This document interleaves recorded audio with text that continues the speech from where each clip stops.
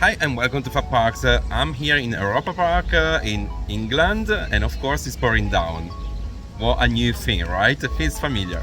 Anyway, today I'm gonna test for you probably the simplest way to come here to Europa Park without renting a car or without driving. I'm gonna test it for you, and at the end of the video I'm gonna tell you if it works or not, but it might be really the simplest compared to the other options. But in the meantime, subscribe.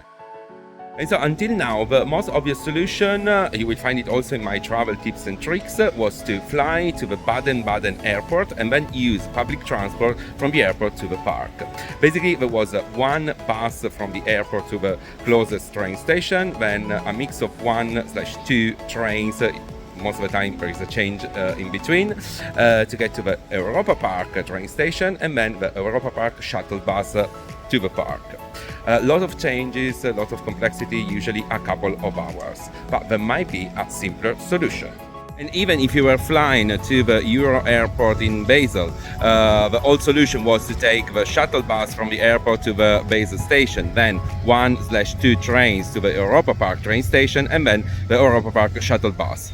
Not anymore. So basically, finally, Flixbus has introduced a direct bus from Basel Airport to Europa Park main entrance. No changes, one bus only. It's 1 hour and 20 minutes, and today we're gonna try it together. And so let's discuss pros and cons of the two options. And so let's talk about pros and cons, talking about trains, regardless if it's from Baden-Baden or Basel. I think, well, the pro is that, of course, there are multiple connections during the day, so you're going to find one close to your landing time. But the cons are, well, for sure the complexity. There are far too many changes, but also the fact that the trains are not so reliable in Germany. They're often delayed or even cancelled. So Flixbus pros and cons. Well, pros for sure is the simplicity of a solution. It just goes from A to B, one thing to do, that's it. Also tends to be slightly cheaper than our solutions based on the train, not dramatically. The cons is a massive one though. There is just one bus each way every day, and it's linked to the opening and closing hours of Europa Park. So there is one bus in the morning from the airport to the park, and one bus at night from the park to the airport, and that's it. And then of course, being a bus, it's subject to traffic, so then 1 hour and 20 minutes might actually take longer. And so enough theory now, let's try it out in real life.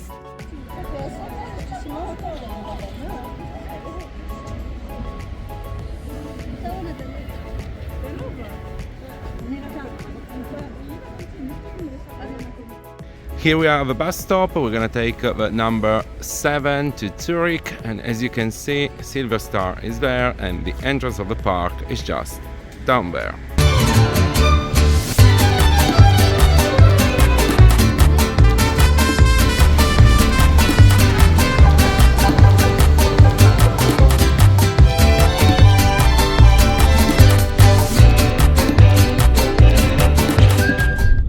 Here I am at the airport. The bus was slightly delayed due to the traffic, but still, within reasonable time.